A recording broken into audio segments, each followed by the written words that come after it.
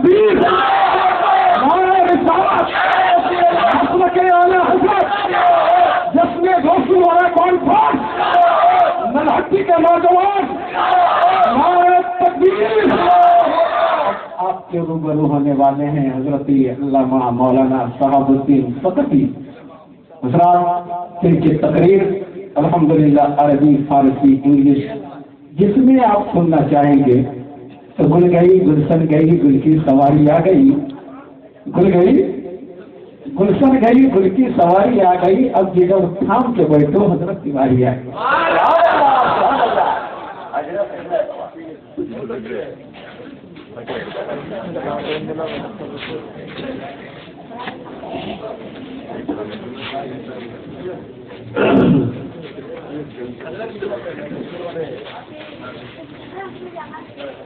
میرے رسول پر جلوہ تھا،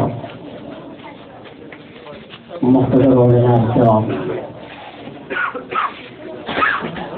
سامعین نظام، پردہ نشین خواتین اسلام، honorable respected scholars of Islam, dear audience and my lovely brothers of Islam, Assalamu alaikum wa rahmatullahi wa barakatuh.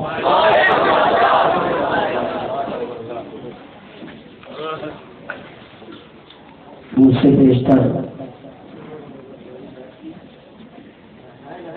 آپ نے یہ کہ بات کی رہے، ایک سے آفتاب و مافتاب کو ظاہرہ سے ہمارا محب گرامی وقار حضرت اللہ علامہ و مولانا محمد ممتاز احمد صاحب قبلہ مقتدی نورانی، جنہوں نے اپنی تقریر سے یہ ثابت کر دیا کہ وہ اہل اسٹیج میں سبوں میں ممتاز ہیں، اور مولانا مبارک حسین قاضی قبلہ مقتدی نورانی کا کیا کہنا، یہ آواز خدا ہر کسی کو نہیں دیتا، جس پر خاص فضل و کرم ہوتا ہے ایسے ہی لوگوں کو ایسی آواز کا انعام ملتا ہے۔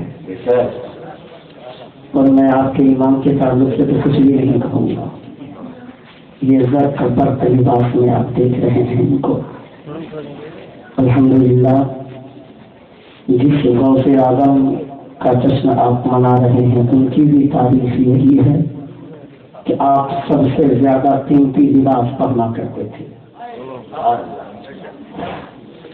اور ہمارے علماء اہل سنت کہا کرتے ہیں کہ ایک عالم کو اپنے لباس سے ہی ایک ایسا اثر چھوڑنا چاہیے جس طرح عالم زمانے میں ممتاز ہوا کرتا ہے، ان کا لباس بھی سبوں سے ممتاز ہونا چاہیے، اور لباس سے اس کی شخصیت جھلکنی چاہیے۔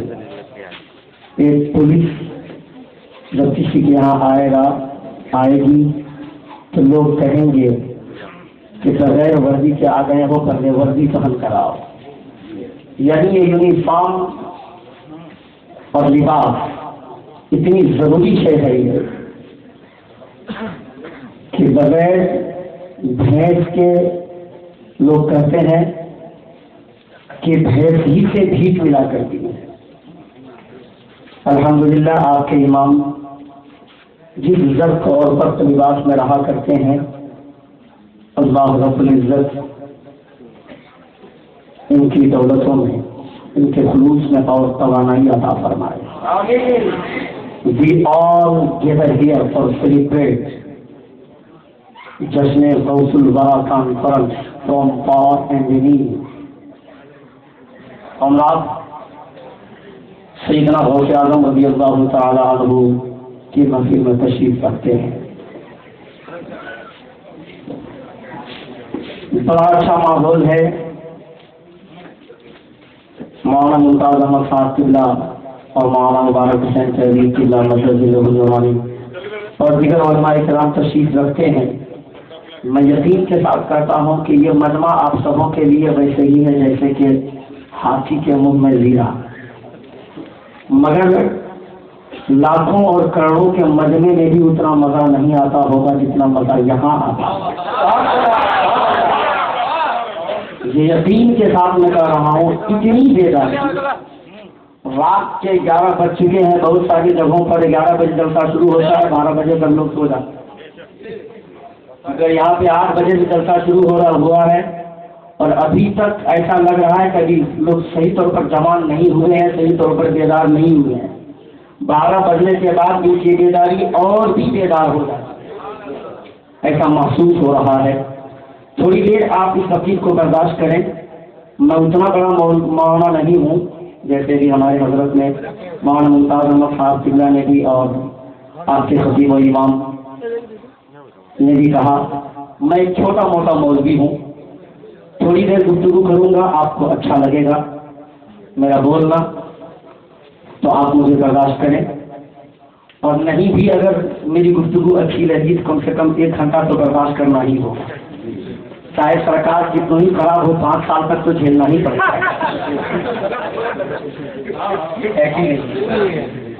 اب پھر جب الیکشن کی باری آئے گی تو سوچیں گے کہ مودی کو جتانا ہے کہ منموہن کو جتانا ہے، مگر ابھی تھوڑی دیر کے لیے میں کیا ہوں منموہن اور مودی کی بات کروں، وہ تو ہم لوگوں کے طلبے کے بھی برابر ہے۔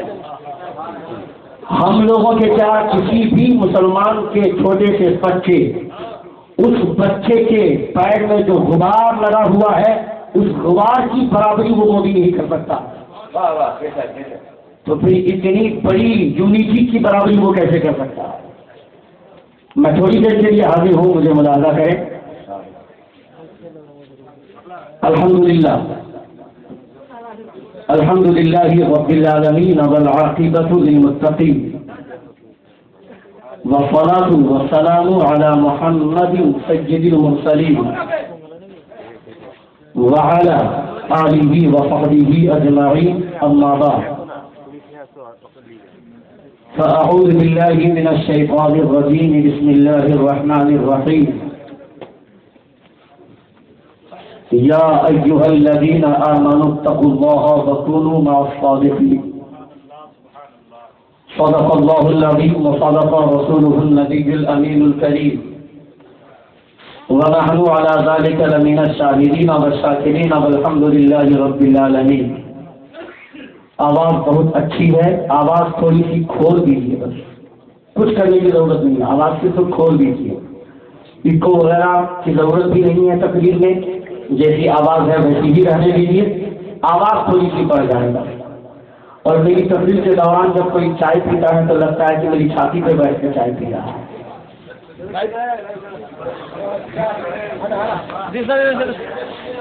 مجھ کو چائے دے رہے تھے، جب میں بیٹھا ہوا تھا یہاں پہ مجھے چائے دے رہے تھے، میں نے کہا کہ میں نہیں پیوں گا، اور آپ لوگ چائے پی رہے ہیں، ابھی گرم ہو رہے ہیں، آپ برا نہ مانیں، اس سے تھوڑا ڈسٹرب ہوتا ہے، بعد میں آپ چائے پی لیجیے گا۔ Allah and His angels shower their blessing on the Nabi, the Prophet of Allah, the communicator of hidden news. Oh, you who dream, send upon Him divine and blessed blessing, and salute Him very with blessed salutation. خدا فرماتا ہے، ان اللہ وملائکتہ یصلون علی النبی یا ایھا الذین آمنوا صلوا علیہ وسلموا تسلیما۔ اے ایمان والو، اللہ اینڈ ہز اینجل، بے شک اللہ اور اس کے فرشتے درود پڑھا کرتے ہیں، یصلون علی النبی، کس پر؟ The Prophet of Allah, the communicator of hidden news. Oh you who believe, oh you who believe, ایمان والو، send upon him، درود پاک پڑھا کرو divine ان پر جو اللہ کے نبی ہیں، جو غیب کی خبریں بتانے والے ہیں، وسلموا تسلیما and salute him very with best salutation۔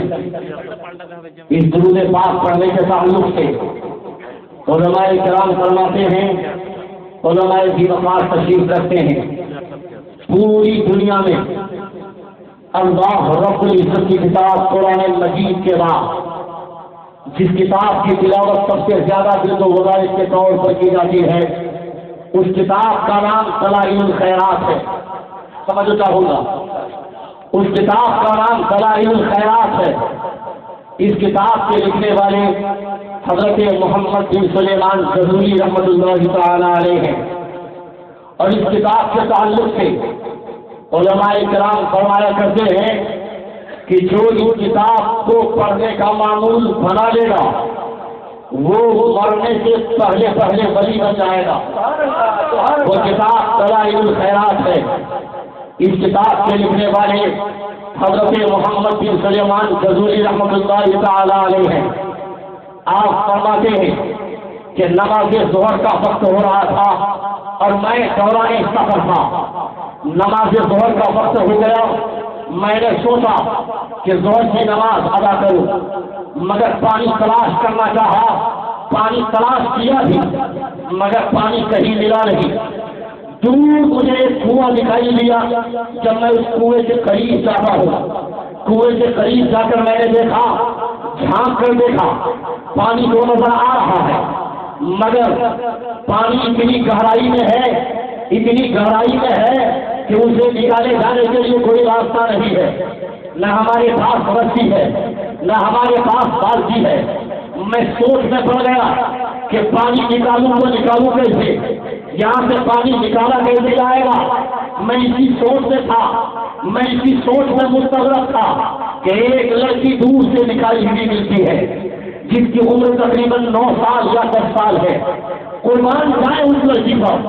آج لڑکیاں بالغ ہونے سے پہلے لڑکی کے نام اعمال میں نیکیاں آئے یا نہ آئے اس کی کوئی گارنٹی نہیں ہے مگر جیسے ہی بالغ ہو جاتی ہے اس کے نام اعمال میں ایک نیکی ہو یا نہ ہو کوئی گارنٹی نہیں ہوتی ہے مگر اس سے پہلے وہ سینکڑوں گناہ کما لیا کرتی ہے. لڑکیاں بازار میں چلتی ہیں اس کے سر کھلے ہوئے رہتے ہیں. سر کے پاس جن سے علماء کرام فرماتے ہیں اور لوگوں کے سکڑنے سے اس کی سلسلے بھی ہوا کرتی ہے. لڑکیاں بازار میں چلتی ہیں. یہ لڑکیاں گناہ سے دوری رہتی ہیں گناہ کے سلسلے میں پھنسی رہتی ہیں مگر ایک وہ لڑکی ہے حضرت محمد بن سلیمان غزولی رحمۃ اللہ تعالی علیہ کا بیان سنو. آپ فرماتے ہیں وہ لڑکی جس کی عمر تقریباً 9 سال یا 10 سال ہے.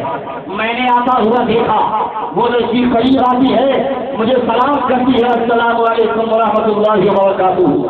میں نے جواب دیا وعلیکم السلام ورحمۃ اللہ وبرکاتہ. وہ لڑکی بولتی ہے آپ کھڑے کیوں ہیں, یہاں پہ کھڑے ہونے کا ریزن کیا ہے, آپ یہاں کھڑے ہیں اس کا سبب کیا ہے. آپ فرماتے ہیں میں نے جواب دیا کہ دیکھتی نہیں ہو کنویں میں پانی ہے مگر پانی نکالنے کے لیے نہ میرے پاس رسی ہے نہ بالٹی ہے. ہم پانی نکالے تو نکالے کیسے اسی سوچ میں پڑا ہوا ہوا. وہ لڑکی بولتی ہے کہ آپ کا نام کیا ہوا. آپ فرماتے ہیں میں نے کہا کہ میرا نام محمد بن سلیمان غزولی ہے. لوگ مجھے محمد بن سلیمان غزولی کہا کرتے ہیں. سنے وہ لڑکی بولتی ہے کہ میں نے اسلام کو پہلے سے سنا ہے میں اسلام کو سن چکی ہوں. میں اتنا جانتی ہوں کہ محمد بن سلیمان غزولی جس شخص کا نام ہے وہ اللہ کے ولی کامل کا نام ہے. جو اللہ کا ولی ہوتا ہے جزیز کا سائیکل مطلب ہے محفوظ لیڈنگ آن دس لینڈ. جو اللہ کا ولی ہوتا ہے زمین میں رہ کر وہ ہے محفوظ کی عبادت کو پڑھا کرتا ہے. جو اللہ کا ولی ہوتا ہے وہ زمین میں رہ کر وہ محفوظ کی عبادت کو پڑھا کرتا ہے. جو اللہ کا ولی ہوتا ہے وہ پانی کا محتاج نہیں پانی اس کا محتاج ہوتا ہے. اشارہ کر دیتا ہے پانی اس کے پاس اشارہ کر دیتا ہے وہ پانی کے پاس نہیں آتا ہے پانی اس کے پاس آ جاتا ہے. دیکھتے نہیں ہے خواجہ غریب نواز کو ہند ولی ہے. خواجہ کو اشارہ کر دیا اپنے جسم کو سمیٹ کر ایک کٹورے میں آ گیا. وہ لڑکی بولتی ہے آپ اللہ کے ولی ہے پانی کو نکالنے کے لیے پریشان کیوں ہے آپ کو پانی نکال لینا چاہیے تھا. قسم خدا کی تعریف بتاتی ہے وہ لڑکی اس کنویں میں پھونک دیتی ہے پانی وہ لڑکی کنویں میں پھونکتی ہے پانی میں جوش پیدا ہوتا ہے پانی میں ابال پیدا ہوتا ہے. حضرت محمد محمد بن سلیمان تجوری رحمۃ اللہ تعالی علیہ وضو بناتے ہیں، نماز ظہر سے فارغ ہوتے ہیں، سیدھے اس لڑکی کے گھر پہنچتے ہیں، اس لڑکی کے گھر پہنچ کے ہاتھ پھیرتے ہیں، اے لڑکی ذرا پتا تو صحیح تیرے اندر اتنا کمال کیسے آ گیا؟ تو کنویں میں تھوک سے پانی میں جوش پیدا ہو جائے، پانی میں ایمان پیدا ہو جائے اور پانی باہر آ جائے، تیرے اندر اتنا کمال کیسے آ گیا؟ وہ لڑکی سوچتی ہے میں اس بات کو پاس نہیں کر سکتی۔ حضرت محمد بن سلیمان تجوری رحمۃ اللہ تعالی علیہ ساتھ فرماتے ہیں، اے لڑکی میں تجھے اس کے لیے محترم کا واسطہ دیتا ہوں جس مسجد کے صدقے میں خدا نے ساری کائنات کو بنایا ہے، تجھے ستارا ہوگا۔ اور وہ لڑکی بولتی ہے، اے محمد بن سلیمان تجوری اگر اس نے بھی یہ محترم کا واسطہ نہ دیتے تو میں قیامت تک اس رات کو سانس میں کرتی۔ سن لیجیے، جس نے بھی تھا آپ نے واسطہ دیا ہے، اسی نبی پر درود پڑھنے کی برکت ہے کہ خدا نے اتنا کمال کرا۔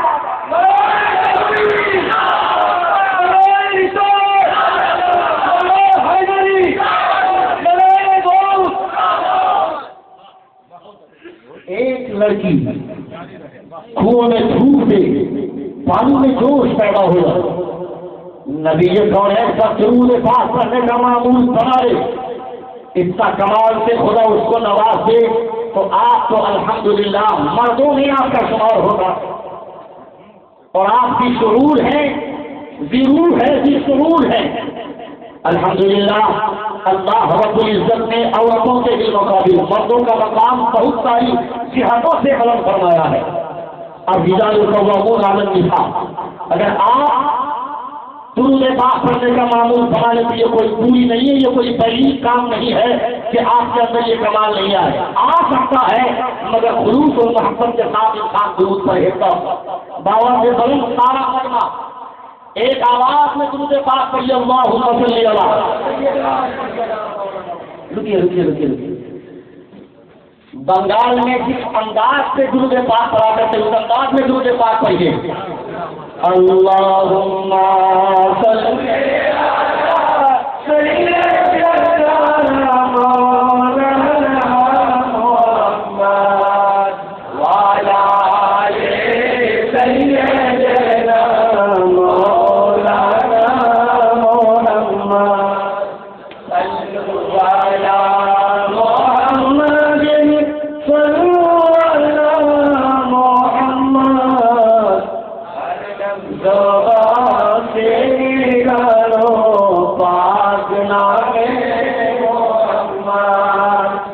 پورے ہندوستان میں کسی بھی جگہ سے اس انداز سے درود پاک نہیں پڑھتے۔ بنگال میں جس مٹھاس کے ساتھ جس انداز میں درود پاک پڑھا کرتے ہیں، ہندوستان ہم لوگ گھومتے ہیں کہیں بھی اس انداز میں درود پاک نہیں پڑھتے ہیں۔ یہ بنگال کی سرزمین پہ رہنے والے کو خدا نے یہ خصوصیت سے نوازا ہے، یہ لوگ نبی پر انصاف فرماتے ہیں، Allah has delivered some people to service in the creation. People go to them and get peace away from punishment of Allah. یہی تک موجود نہیں کہ زمانے کی پریشانیوں سے دور کرے، یہی تک موجود نہیں کہ وہ کسی مشکلات میں پھر جائے تو ان مشکلات کو چھٹیوں میں حل کر دے، بلکہ نبی فرماتے ہیں کہ پیس اوے فرام پنشمنٹ آف اللہ۔ جب اللہ رب العزت اس وقت کے عالم میں تمام لوگوں کو توبہ کی طرف لے جانے کا حکم عطا فرمائے گا، اس وقت یہ اولیاء اللہ خدا کی بارگاہ میں کھڑے ہوں گے۔ ہمارے اوپر نماز 5 وقت کی فرض تھی، ہم نے وہ پڑھا، روزے 1 مہینے کے لیے ہمارے اوپر فرض تھے سال میں، وہ ہم نے رکھا، ہم نے ادا کیا۔ مولا نبی نے جتنے چیزوں کے کرنے کا حکم دیا تھا ہم نے کیا، جس چیزوں سے روکا تھا ہم رکتے چلے گئے، مگر مولا رات پر نوافل پڑھنا ہمارے اوپر ضروری نہیں تھا۔ توجہ کہوں گا، رات بھر نفل نماز میں اپنے آپ کو گزار دینا یہ میرے لیے ضروری نہیں تھا، میں نے کئی راتوں کا اسے گزارا ہے پروردگارا، میرے پیروں میں فرما جاتے تھے، مجھے تیری عبادت کے پاس نہیں آتا تھا، مولا وہ مزدوری کہاں گئی؟ مولا نماز کا انعام ملا، روزے کا انعام ملا، تیرے نبی کے فرمان پہ چلنے کا بدلہ ملا، مگر رات کر کے نوافل کہاں گئے؟ بے شمار صدقہ اور اطیات کہاں گئے؟ اللہ رب العزت فرمائے گا کہ میرے بندے مانگنا چاہتا ہے، یہ بندے اولیاء اللہ کی جماعت خدا کی بارگاہ میں حق گزار ہوگی، پروردگارا جو میرے لیے اوور ٹائم جو میں نے ڈیوٹی کیا ہے، جو تیری عبادت کیا ہے، مولا مجھے نہیں میرے چاہنے والے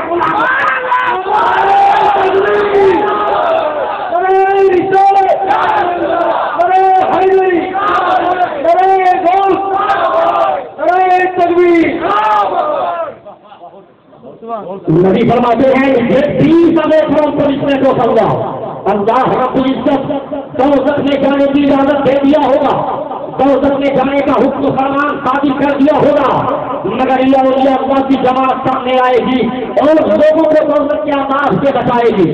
قسم خدا کی اولیاء اللہ کی جماعت کے ساتھ آپ رہیں، اس لیے کہ آپ کو خدا نے رہنے کا حکم دیا ہے۔ خدا فرماتا ہے ایمان والو اللہ سے ڈرو، سچوں کے ساتھ ہو جاؤ۔ بے ایمان لوگوں سے خدا نہیں فرماتا ہے کہ سچوں کے ساتھ ہو جاؤ، سچوں کے ساتھ ہونے کے لیے خدا کہہ رہا ہے تو ایمان والوں سے کہہ رہا ہے۔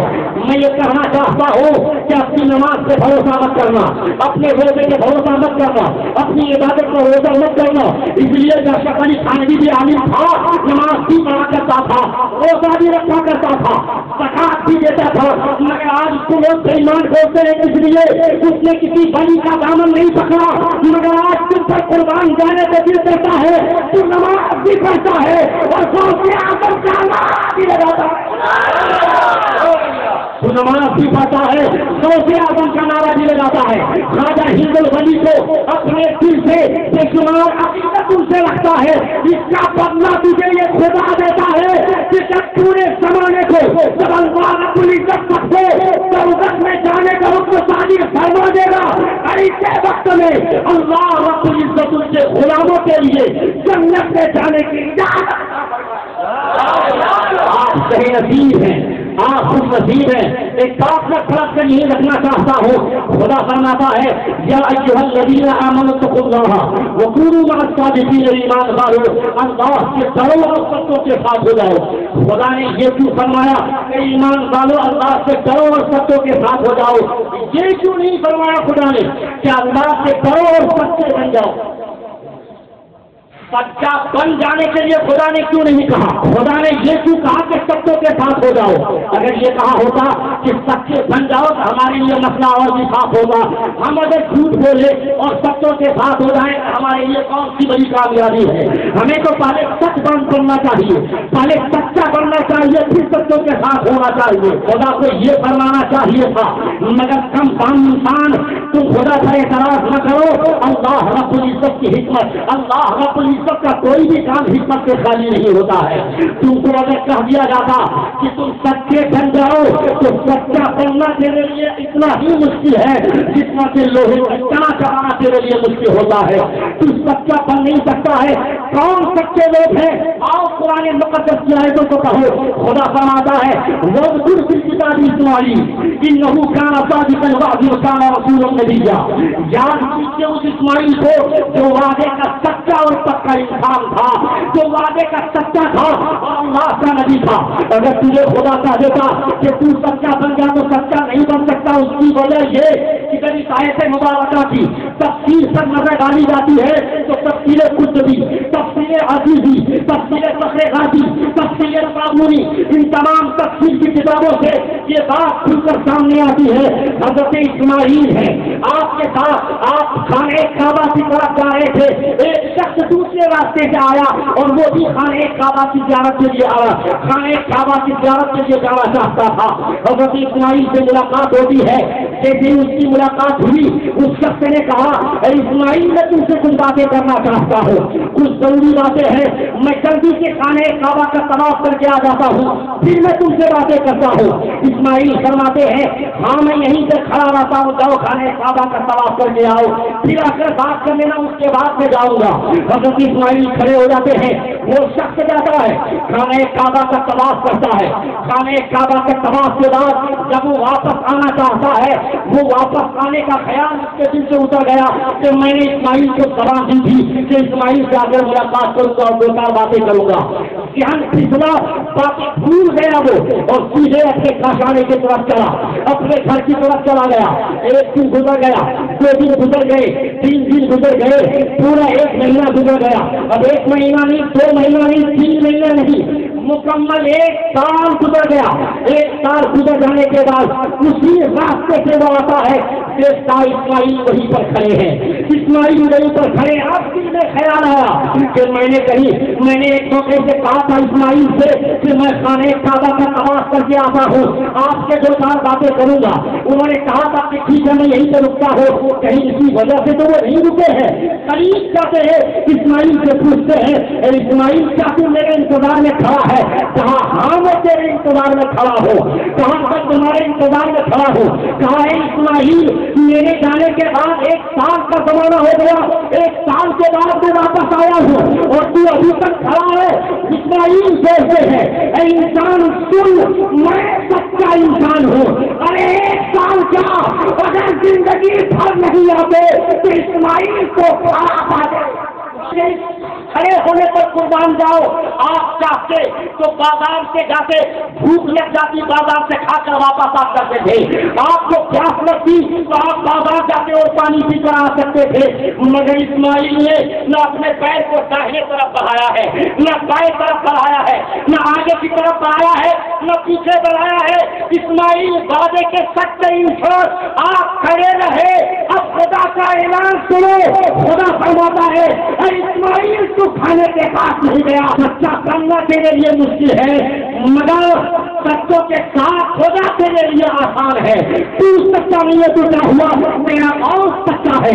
تو سچا نہیں ہے تو کیا ہوا؟ میرا خواجہ سچا ہے. تو سچا نہیں ہے تو کیا ہوا؟ میرا حسین سچا ہے. تو سچا نہیں ہے تو کیا ہوا؟ اس نبی کا کلمہ تو کرتا ہے، وہ سچے ہیں. تو سچوں کے ساتھ ہو جا تو انعام خدا ان سچوں کے لیے نازل فرماتا ہے. ان کے ساتھ ہو گئے وہی انعام تجھے بھی ملے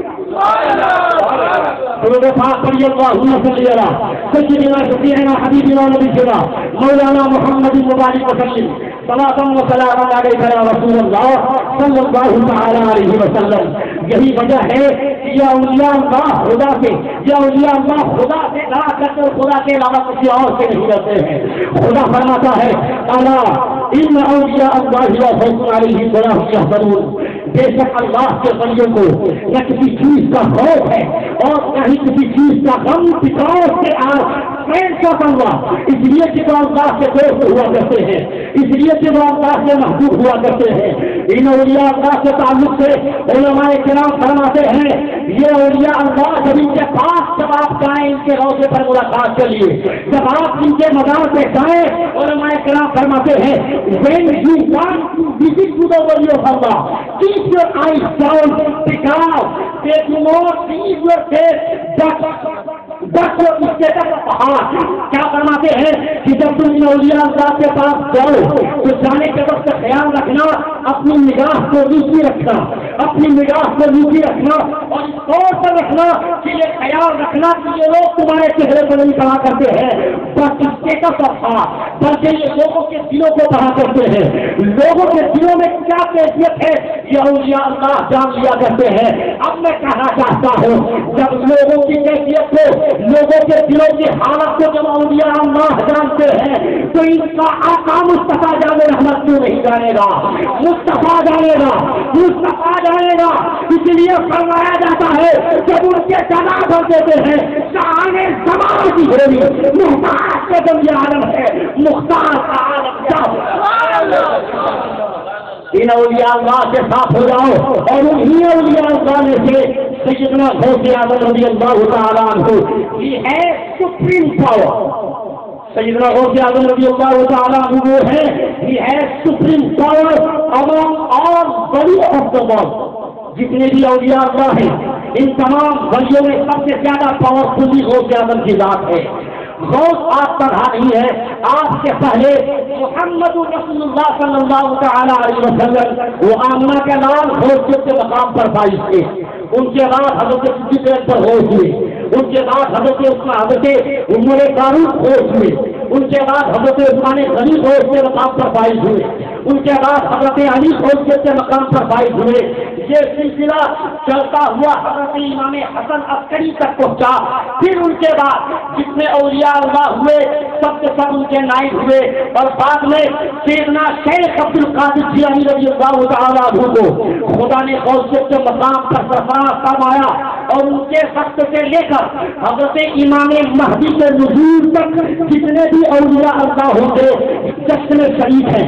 غوث اعظم کا جلسہ منا رہے ہیں. آپ جانتے چاہیں غوث اعظم ہے کون؟ یہ غوث اعظم وہی برابری ولی آج کا نہیں کر سکتا ہے. ان کے برابر کوئی نہیں ہو سکتا ہے. He became highest in grade among all wali of the world. یہ تمام ولیوں میں سب سے زیادہ پاورفل ہے.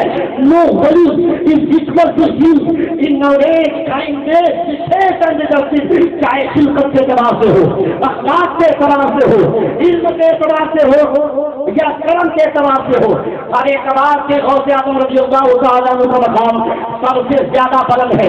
وہی غوث اعظم رضی اللہ تعالیٰ عنہ, ان کے تعلق سے آپ جانتے ہیں سیدنا غوث اعظم رضی اللہ تعالیٰ عنہ کے تعلق سے آپ کا جانتے ہیں. وہ لوگوں کے چہروں کو کہا کرتے ہیں. آپ نے سنا ہے رسول وقار صلی اللہ تعالیٰ علیہ وسلم سے پہلے جتنے بھی انبیاء کرام آئے تمام نبیوں کو خدا کچھ خوبیاں دیتا تھا. کسی کو ایک خوبی, کسی کو دو خوبی, کسی کو ایک معجزہ, کسی کو دو معجزہ, مگر آمنہ کے لال پتھر کے پیر تک خدا نے معجزہ عطا فرمایا تھا. آپ سراپا معجزہ سے آپ کو میں بتاتا ہوں حضرت عیسیٰ علیہ السلام کو خدا نے کمال عطا فرمایا تھا. وہ کمال یہ آپ فرماتے ہیں وہ ابدیل اپنا والابرص وہ ابدیل موضع بإذن الله وأنبئكم بما تأكلون وما تدخرون في بيوتكم. یعنی آپ فرماتے ہیں خدا نے مجھے وہ کمال عطا فرمایا ہے کہ کوئی اگر قبض کی بیماری مبتلا ہے, کوئی اگر ساتھ اندھا ہے, کوئی پیدائشی قبض کی بیماری مبتلا ہے, پیدائشی اندھا ہے, تو میں اس کے ہاتھ میں اپنے ہاتھ کو, میں اس کی آنکھ سے اپنے ہاتھ کو ٹچ کر دوں گا, اس کی بیماری درست ہو جائے گی. آپ فرماتے ہیں وہ انبئکم بما تأکلون وما تدخرون فی بیوتکم.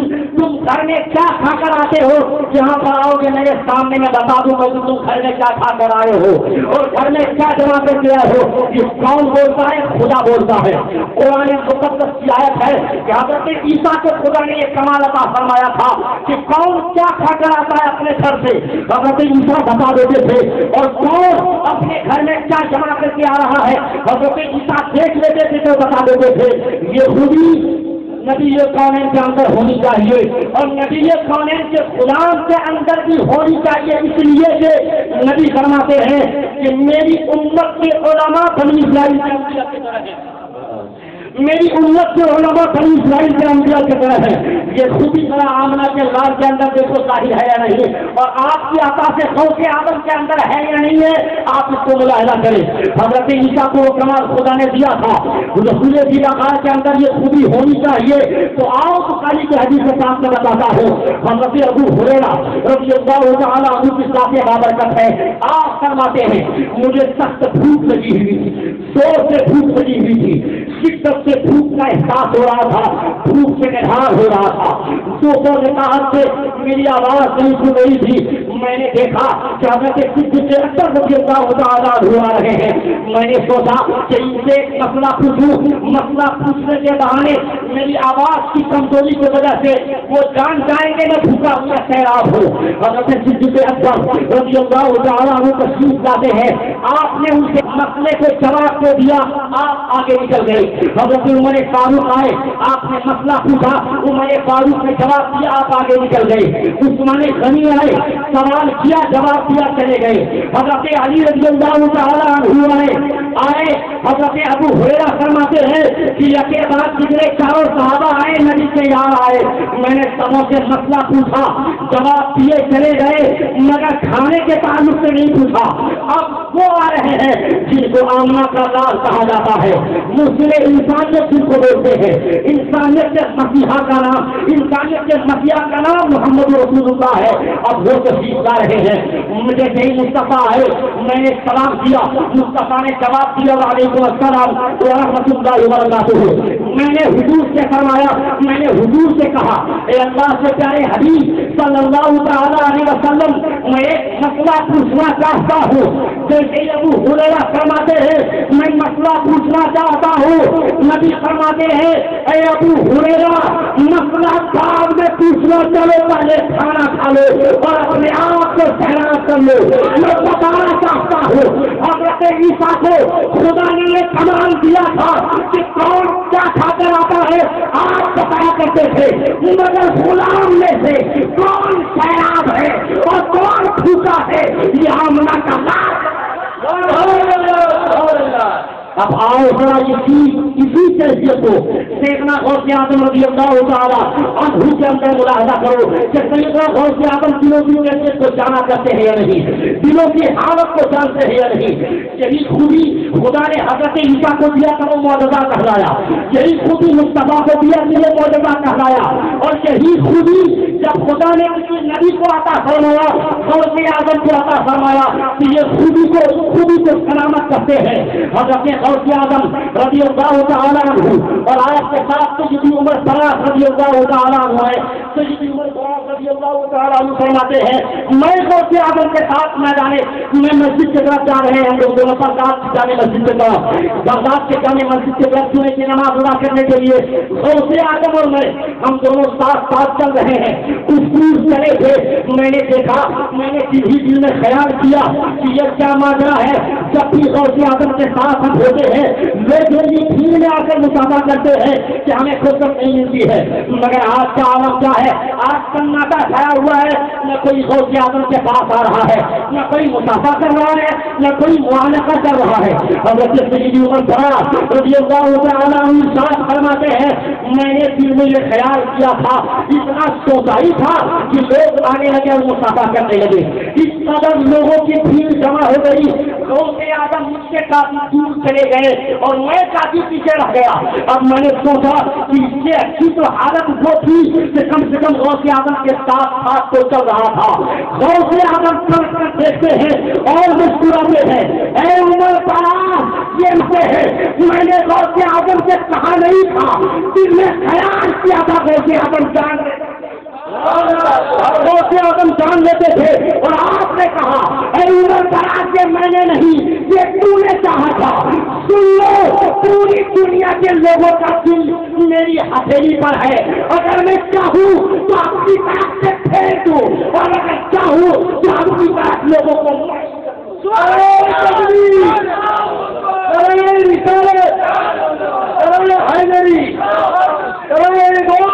اولیاء اللہ went past by the churchyard, went past by the churchyard, he becomes aware about the plight of the people who are praying in the churchyard. کیا فرماتے ہیں کہ جب اولیاء اللہ کسی قبرستان کے قریب سے گزرتے ہیں، قبرستان میں جتنے بھی لوگ دفن کیے ہوئے رہتے ہیں اولیاء اللہ باہر رکھتے ہیں، مگر قبر کے اندر کی حالت کو جان لیا کرتے ہیں۔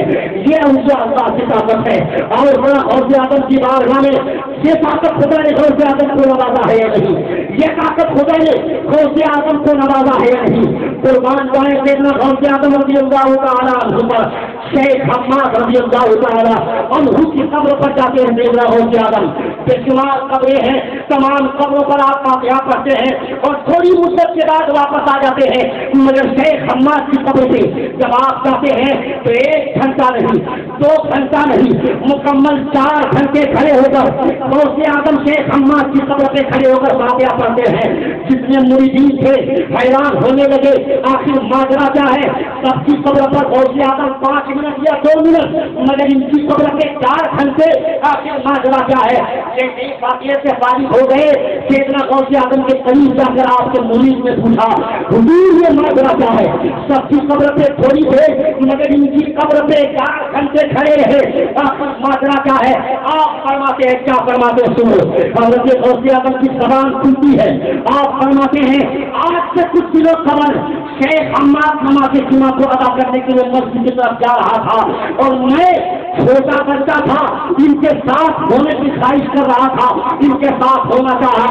इन्होंने अपने हाथ से मुझको धकेला, हम पुल पर से गुजर रहे थे कि मुझको धकेला, मैं नदी के नीचे गिरते गिरते उस की नियत कर लिया, मेरे हाथ में किताब थी, उस हाथ को ऊपर कर लिया, किताब को भीगने नहीं दिया और मैं उस नदी से वापस आता हूँ, फिर से दोबारा शेख हम्माद के पास आ जाता हूँ। दूसरे मुरीदों ने मुझको फिर से धकेलना कहा।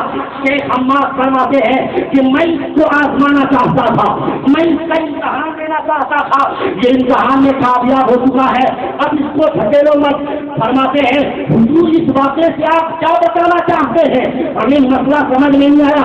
आप फरमाते सुनो, बातें खत्म नहीं हुई है। शेख हम्माद ने उस दिन मुझको धकेल तो दिया, समझ चाहूंगा, शेख हम्माद ने मुझको धकेल तो दिया। आज जब मैं शेख हम्माद की कब्र पे पहुंचा हूँ, क्या देखता हूँ, खुदा ने शेख हम्माद को बेशुमार दौलतों से नवाजा, बेशुमार इनामात से नवाजा है। जन्नती छोड़े, जन्नती लिबास उनके बदन में है, जन्नती नालेन उनके पैर में है, जन्नती ताज उनके सर पर रखा हुआ है। मगर शेख हम्माद की कब्र पे गई मैं पहुंचा, देखता हूँ खुदा के बहुत बड़ी इनामात से वो लबरेज है। उन्होंने कहा अब्दुल कादिर जिलानी, आज से कुछ दिनों कबल जब तू मेरे साथ होना चाहता था, मैंने अपने हाथ से तुझको नदी से धकेला था और तू नदी से धकेला था, उस नदी में जाकर किया था। अब्दुल कादिर सुन, जिस हाथ से मैंने तुमको धकेला था, आज खुदा ने मेरे उस हाथ को बर्बाद कर दिया है। मेरे ये हाथ चलने फिरने के काबिल नहीं है, ये हाथ हरकत के काबिल नहीं है, और इनाम से तो खुदा ने नवाजा है, मगर ये हाथ बेकार है जिस हाथ से मैंने तुमको धकेला था।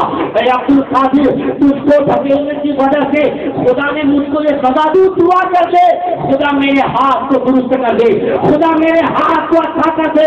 अब्दुल कादिर जिलानी से आदम फरमाते, मैंने उनकी कब्र पे खड़े होकर जब दुआ करना शुरू किया, दुआ मैं करता था, फरिश्ते आमीन कहा करते थे, मैं दुआ करता था, फरिश्ते आमीन कहा करते थे।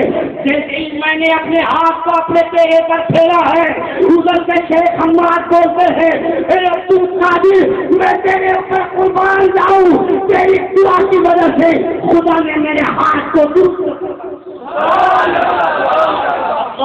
पर ये गौसे आजम है। अपने से बड़े बुजुर्ग से, अपने से बड़े बुजुर्गों के लिए कब्र में जाते हैं तो आप मददगार के तौर पर साबित होते हैं। ये अब्दुल कादिर जिलानी है, ये गौसे आजम है। ये मुंह और मसूर की दाल दूसरा गौसे आजम का मुकाबला करेगा। तुझको तेरा हाल ये है कि तू अपनी बीवी के पास जाता है, तेरी बीवी तेरी इज्जत नहीं करती है और तेरी बीवी तुझको सुबह से शाम तक लात लाती है और तू चलता है गौसे आजम का मुकाबला करने के लिए। गौसे आजम की बात, गौसे आजम की करामतों का इनकार करना तू चाहता है। खबरदार मुसलमानों, ऐसे लोगों की बातों में न आना जो अल्लाह के गुस्ताख हुआ करते हैं। बेशुमार फिरके मजहब इस्लाम में जन्म दी, बेशुमार फिरके मजहब इस्लाम में पाए जाते हैं, मगर उन तमाम फिरकों की जानिब न जाना, बस परेडवी फिरका को अपन को की सामने रखना। उलमाए कराम फरमाते हैं, नबी की हदीस से बात है, मुस्तफा फरमाते हैं, सुनो क्या फरमाते हैं मुस्तफा, ستختلف أمتي على 73 فرقة كلهم في النار إلا واحدة. मुस्तफा फरमाते हैं, our people will be the divided in 73 sects. Every son will go to the fire. Mustafa फरमाते हैं, मेरे उम्मती 73 फिरकों में पड़ जाएंगे. Every son will go to the fire except one. Mustafa फरमाते हैं, तमाम के तमाम फिरके जहन्नमी फिरके हैं, तमाम के तमाम जहन्नम में जाएंगे, मगर एक फिरका ऐसा होगा तो जन्नती फिरका होगा। सहाबा ने नबी से पूछा था, वो कौन सा फिरका है जो जन्नती फिरका होगा? मुस्तफा फरमाते हैं, मी एंड आवर कंपेनियन, जिस पर मैं हूँ और मेरे सहाबा है वही फिरका जन्नती फिरका है। हम मसला खुलकर सामने आया, देवबंदी बोलता है हम सहाबा के नक्शे कदम पर है, हम जन्नती है। राफिदी बोलता है सहाबा के नक्शे कदम पर हम है, हम जन्नती है। कादियानी बोलता है सहाबा के नक्शे कदम پر ہم ہیں، ہم جنتی ہیں. اب یہ مسئلہ صاف کیسے ہوگا؟ جنتی ہوگا کون؟ تو میراث المناجی فی حل مشکات المصابیح. علامہ مفتی احمد یار تھا نئی علیہ رحمت اللہ نے اپنی کتاب مشکات شریف کی شرح میں آپ فرماتے ہیں یہ علامہ مفتی احمد یار کا نئی کون ہے؟ تو کٹر دیوبندی عالم تھے، مگر اعلیٰ حضرت کے کتاب تمہید ایمان، اعلیٰ حضرت کے کتاب تمہید ایمان جب ان کی نظر سے گزری ہے، اس کتاب کو مکمل پڑھا اور پڑھنے کے بعد اعلان کر دیا کہ اگر سب سے اچھا کوئی فرقہ ہے تو وہ بریلوی فرقہ ہے. دوسرا آپ دیوبندیت سے توبہ کر کر بریلویت میں آپ داخل ہوتے ہیں، اس کے بعد آپ نے کتاب لکھی لال حق حقل باطل. یہ کتاب لکھ کر تمام مسلمانوں پر بریلوی مسلمانوں پر احسان کر دیا. آپ سے کوئی مولوی مدرسے میں پڑھے نہ پڑھے، اردو پڑھنا جانتا ہو، اس کتاب کا مطالعہ اگر کوئی کر رہا ہو تو سینکڑوں بہادی اور دیوبندی ہوں گے، تنہا وہ مسلمان کا بچہ اس سے اوپر بھاری ہو جائے. یقین ہے اس کتاب کی وجہ سے چار حق و ذاکر باطل آپ نے لکھا ہے. پہلے آپ دیوبندی تھے مگر اعلیٰ حضرت کی کتاب کو پڑھنے کے بعد آپ بریلوی بنے ہیں. آپ نے مشکات شریف کی شرح میراث المناجی میں لکھا ہے. آپ فرماتے اس کا فیصلہ کیسے ہوگا کہ کون جنتی ہے کون جہنمی ہے؟ تو سنو، اس فرقے میں اولیاء اللہ کی جماعت ہوگی، وہی فرقہ جنتی فرقہ ہوگا، دوسرا کوئی فرقہ ہوگا وہ آج دیکھو جنتی فرقہ کا فیصلہ کرنا ہے کہ بریلوی فرقہ جنتی فرقہ ہے یا نہیں ہے تو مسئلہ صاف کھل کر سامنے آتا ہے. خواجہ غریب نواز بریلوی پائے جاتے ہیں، غوث اعظم اسی فرقے میں ہے، نظام الدین اولیاء اسی فرقے میں ہے، محبوب الہی اسی فرقے میں ہے، مقتول جنہ اسی فرقے میں ہے، حضرت معروف کرجی اسی فرقے میں ہے، جنگ شکر اسی فرقے میں ہے، یعنی امام حسین بھی اسی فرقے میں ہے. اللہ کے جتنے بھی برگزیدہ بندے ہیں اسی فرقے میں پائے جاتے ہیں. اس لیے یقین کے ساتھ کہتا ہو اگر کوئی جنتی فرقہ ہے تو وہ بریلوی فرقہ ہے. دوسرا صلی اللہم صلی علی سیدنا شفیعنا حبیبنا نبینا مولانا محمد مبارک وسلم صلاۃ و سلام علیک یا رسول اللہ صلی اللہ تعالی علیہ وسلم. اولیاء اللہ ان کی حالت یہ ہے کہ اولیاء اللہ کے بیچ اور فائٹنگ آف لوح محفوظ سیدھی آن دس لینڈ جو اللہ کے ولی ہوا کرتے ہیں وہ زمین میں رہ کر لوح محفوظ کی بات کو پڑھا کرتے ہیں. یہ غوث اعظم کی بارگاہ ہے. غوث اعظم کی بارگاہ میں آپ کا ایک مرید آتا ہے اور آپ سے بولتا ہے حضور آج میں نے دیکھا ہے کہ 70 بار مجھ کو نائٹ پول کی شکایت مجھ کو آج کی رات میں ہوئی اتنا دیتا ہوں. جو نے کہا کہ اللہم صلی علی مولانا محمد خالد وسلم سلام علیک یا رسول اللہ. غوث اعظم رضی اللہ تعالیٰ عنہ کا مرید آتا ہے اور بولتا ہے حضور فاصلہ سمجھ میں نہیں آتا ہے، یہ فلسفہ میری سمجھ سے باہر ہے. ایک رات میں کسی انسان کو 70 بار نائٹ پول کی شکایت ہو جائے تو انسان کہاں جائے گا؟ نائٹ پول یعنی احترام ہو جاتا ہے. آپ کو اس رات میں 70 بار احترام ہوا ہے.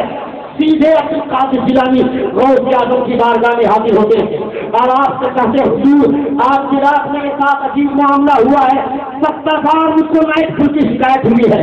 آپ فرماتے ہیں پریشان ہونے کی ضرورت نہیں ہے، میں نے کل جب لوح محفوظ پر دیکھا تو لکھا ہوا دیکھا تھا کہ تو 70 مرتبہ جمع کرنے والا ہے، میں نے اس کو خواب میں بدل دیا ہے. اب تجھ کو احترام ہو گیا ہے، اب تو جمع نہیں کر سکتا ہے. علماء کرام فرماتے ہیں یہ اولیاء اللہ کی جماعت ہے. نگاہ بری نے وہ تاثیر دیکھی بدلتی ہزاروں کی تصویر پہ لکھا ہوا تھا کہ آپ 70 مرتبہ جمع کرنے والے تھے.